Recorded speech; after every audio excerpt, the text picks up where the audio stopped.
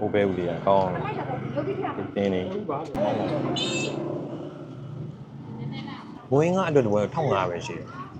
အိုးပဲဦးနဲ့အကျော်နဲ့မှာ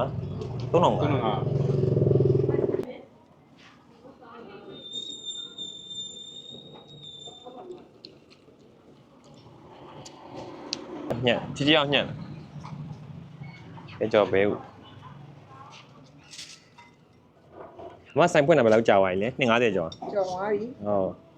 ဆိုင်900 900ဒါပဲဘယ်မပါဘူးဘယ်မပါဘူးဟုတ်ဒီဘက်ကိုပါတာဒီမျိုးရဲ့ဒီဖျားကြီးရဲ့အောက်မှာရှိရဲ့ရွှေခေါင်းတော့မှဖွင့်မိုင်းဟာခေါ်လာတာဖြစ်ပါတယ်ဒီမှာကတော့သူကတော့ဆန်လော်မုံငါပေါ့နော်ဆန်လော်မုံငါအဓိကသုံးထား9ရယ်ဆန်လော်ပဲသုံးတာရွှေကြီးတို့ပါတခြားရွှေကြီးတို့တခြားပဲတို့ဘာလို့မသုံးရွှေကြီးလည်းမသုံးလုံးဝရွှေကြီးမသုံးနဲ့ဒီမှာလေသူကဆိုင်ဖွင့်တာဒီမှာအနှစ်50ကျော်ရှိပါတယ်ဒီဖျားကြီးရဲ့အဆောက်အဦတွေဆိုရင်မြင်ကြည့်လိုက်တာ1969ရာဆို58လောက်ရှိနေပြီဆိုတော့ဒီနေရာကဟိုးရင်နေရနေရတယ်ဟိုအရင်ကဒီနေရာလေးမှာပဲနေရာလေးမှာပဲရှိခဲ့ဆိုတော့ဒါကပြည်ရဲ့ history ကိုကြည့်ပြမှာဖြစ်ပါတယ်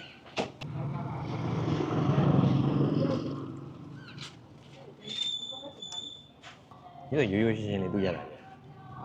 ရိုးရှင်းတော့နည်းနည်းလေးရှုပ်ထွေးအောင်နည်းနည်းလုပ်ပြရအောင်ရိုးရှင်းနေနည်းနည်းရှုပ်ထွေးအောင်လုပ်ပြမှရအောင်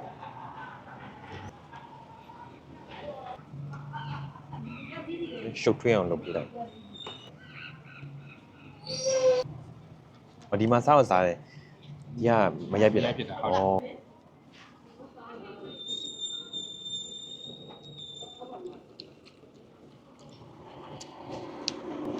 ဒါပို့ပြီးတော့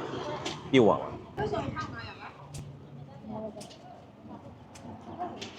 ဟိုသေးတွေအကုန်လုံး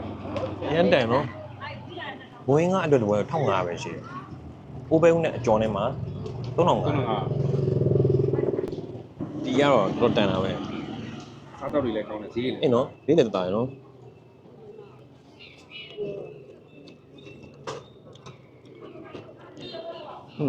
စားပြော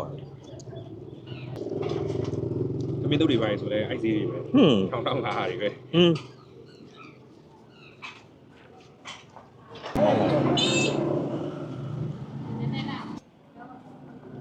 အိုးပဲဦးလေးကောင်းတင်းနေထဲတဲ့အနှစ်ကိုပါရတာဝင်နေရက်လိုက်ပဲကဘာအဲ့ပါတော့ကွယ်ကြော်လီနဲ့နိုင်ငံခြားသွားတဲ့ပြည်ကလူတွေကတော့လွမ်းနေတာပေါ့ရွှေကောင်းတော့အဲ့ဆိုသမနေတွေထဲတွေပေါ့နော်အလူလူလို့ရပြီပေါ့လူပြီးသွားအဲ့နေကြရင်အဲ့မှာဆက်လေကနေရိုက်ပြမယ်နိုင်ငံခြားရောက်တဲ့မသိဘူးအဖူอ่ะ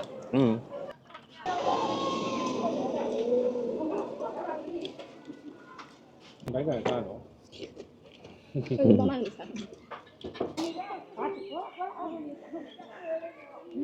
ငါလေတဲဖြူစီရတော့ဆိုတာဒီမှာ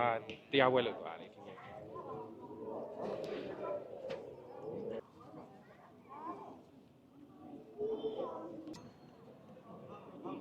ဟိုမှာတက်လေက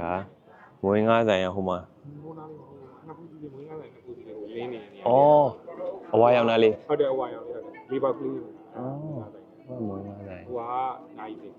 ဒီစင်